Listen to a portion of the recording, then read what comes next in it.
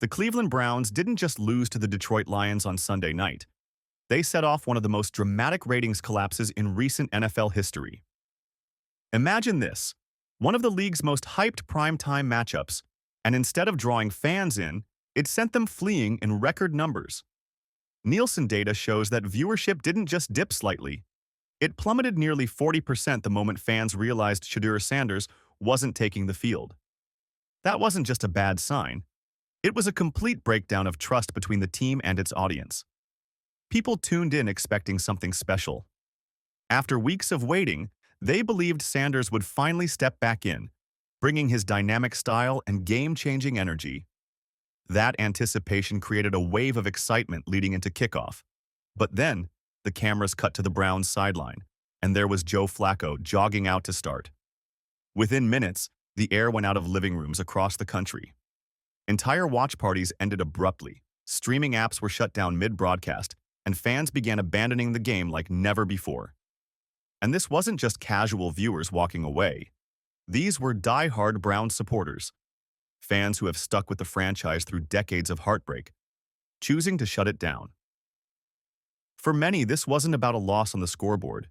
It was about losing faith in the people running the team. And when that kind of exodus happens in professional sports, the damage isn't limited to one night. It shakes the very foundation of the franchise and sends shockwaves across the entire league. What happened next was something the NFL has rarely seen: a coordinated rebellion from the very fans that keep the league alive. Within minutes of the starting lineup announcement, social media platforms exploded. Hashtags like #PlayShedeur and #FireStefanski dominated trending charts not just in Cleveland, but nationwide. Fans didn't just complain, they documented the exact moment they turned off their televisions. TikTok clips of people powering down their screens mid-game pulled in millions of views in real time, becoming a protest that spread faster than the game highlights themselves. The reaction wasn't limited to internet noise. Some fans demanded refunds for NFL Sunday Ticket, while others proudly posted screenshots of canceled Game Pass subscriptions. Even longtime loyal Browns fans, the kind of supporters who have endured decades of heartbreak, joined in. Their message was clear: if Shedeur Sanders isn't on the field, we're done watching. This wasn't just disappointment, it was an organized revolt that no one in the league office could afford to ignore. And while we dive deeper into this story, let me pause for a second. If you're enjoying this breakdown and want to stay updated on every controversy, drama, and hidden story around the NFL, make sure you subscribe to this channel. It helps us grow, it tells the algorithm you want more content like this, and it ensures you don't miss the next big breakdown. Hit the like button, drop a comment with your thoughts on the Browns' decision, and let's keep this conversation alive. Now, back to the chaos. While the fans were revolting online, the actual game only made matters worse. Joe Flacco looked overmatched against Detroit's aggressive defense, and his ultra-conservative approach delivered the exact opposite of what viewers wanted. Drive after drive ended in punts, short yardage plays, and missed opportunities. The Browns' offense wasn't just ineffective, it was painfully boring. Meanwhile, the Lions played with firepower. Explosive passes, breakaway runs, and highlight reel plays painted a stark contrast on the field. Detroit looked energized, while Cleveland looked drained before halftime. For fans still watching, the difference was unbearable. This wasn't a clash of equals. It was a lifeless team being dominated in real time, with no spark and no hope of a comeback. Here's where the data gets even more brutal. Fans didn't simply change the channel to watch another game. Reports suggest that many stopped watching football entirely. Netflix, YouTube, and even non-sports platforms recorded unusual spikes in traffic that same night. The NFL wasn't losing viewers to rival teams. They were losing them to other forms of entertainment altogether. After the final whistle, all eyes turned to head coach Kevin Stefanski, and what he said made things even worse. When pressed on why Sanders stayed benched despite the catastrophe unfolding, Stefanski repeated, almost mechanically, "Joe gives us the best chance to win." Those words landed like a hammer blow to fans already furious with him. Journalists pushed harder, even pointing out the 40% viewership collapse. Instead of owning the decision, Stefanski deflected with vague comments about internal evaluations. His tone was defensive, his answers unconvincing, and his leadership visibly crumbling on live television. By the time his press conference ended, social media had already labeled it one of the worst coaching interviews of the season. National analysts pounced instantly. ESPN ran extended segments questioning not just his judgment, but his survival as head coach. One respected commentator summed it up bluntly. Kevin isn't just losing games, he's losing the league money. That's unforgivable. Suddenly, the conversation wasn't about a bad Sunday night. It was about whether Stefanski would even finish the season. This is where the story spilled beyond Cleveland. The NFL, for all its competitive glory, is first and foremost a business. And when a single coaching decision leads to a near 50% collapse in viewership, it becomes a business emergency. Network partners who had paid billions for broadcast rights were livid. They counted on Shedeur Sanders as a ratings magnet, and his absence threatened to derail carefully built advertising models. Sponsors, too, were furious. Entire campaigns had been built around Sanders' energy and marketability, targeting younger fans who don't normally tune into football. Without him on the field, brands feared their multi-million-dollar investments would sink. One marketing executive was quoted as saying, "Shedeur drives engagement metrics we haven't seen since the early Mahomes years. Without him, our entire strategy needs rewriting." For the league office, the stakes couldn't be higher. Publicly, they remained neutral, but behind closed doors, insiders say there were emergency calls and strategy sessions.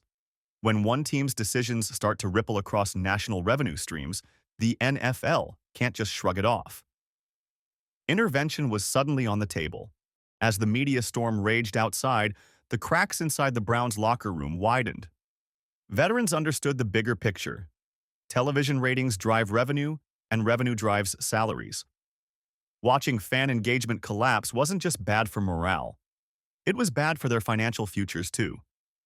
Privately, several players were reported to be furious with the coaching staff. Defensive leaders in particular voiced frustrations. They knew Sanders' presence could at least keep the offense on the field longer, giving the defense more rest. Instead, they were worn out by halftime, chasing a Lions team that looked unstoppable. One captain admitted to reporters, "We're gassed by the third quarter. It feels like the game is decided before it even starts."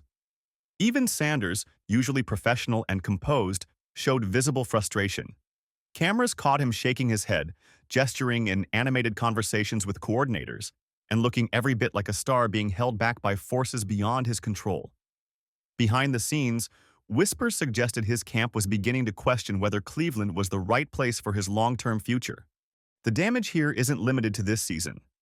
For years, Cleveland has fought an uphill battle to attract free agents and rebuild its reputation. But this controversy might set them back even further. League insiders suggest that future top draft prospects could think twice before aligning themselves with the Browns, fearing organizational dysfunction. Free agents may demand higher salaries to offset the risks of joining a franchise in turmoil. Even the most loyal supporters are showing cracks. Season ticket holders have already begun listing their seats on secondary markets, and local businesses report fans leaving bars mid-game to watch something else. These aren't just optics problems. They're financial realities that cut into revenue streams and weaken the team's place in the city's economy. Cleveland's brand, once cautiously rebuilding, now faces becoming a cautionary tale across the league. Other franchises are quietly studying the situation, learning exactly what not to do when handling a young star quarterback. And every day this drags on, the Browns' reputation takes another hit. By this point, the fan revolt had grown into a movement. Online communities began coordinating boycotts of merchandise, ticket sales, and even game day attendance. What started as a Twitter storm turned into organized action, and the message spread nationwide. Fans won't tolerate incompetence at the expense of their entertainment. National media outlets seized on the story, dedicating full blocks of airtime to Cleveland's dysfunction. Podcasts, YouTube channels, and major newspapers dissected every angle, from front office politics to the league's financial model. Retired players and Hall of Fame coaches weighed in, most of them blunt. Stefanski was coaching himself out of a job, and the Browns' ownership had lost control of the narrative. This wasn't just about one bad game anymore. It had become a national conversation, a symbol of what happens when a franchise ignores its fans, its talent, and its future. And the longer it dragged on, the more pressure built for drastic change. The Browns now face three possible paths, and none of them are pretty. Option 1. Stefanski swallows his pride, puts Sanders back under center, and tries to salvage what's left of the season. Option 2. Ownership steps in, undermines the coach, and forces the change. But in doing so, destroys Stefanski's authority forever. Option 3. They stubbornly continue as is, leading to even greater collapse in ratings, finances, and locker room morale. The bigger question, though, is what role the NFL itself will play.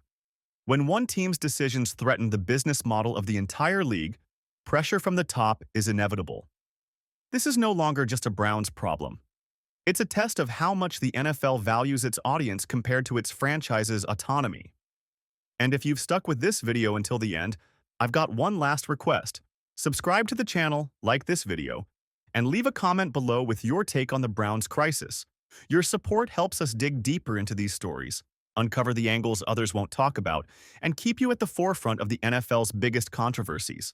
Because if the Browns have shown us anything, it's that ignoring the fans is the fastest way to lose everything.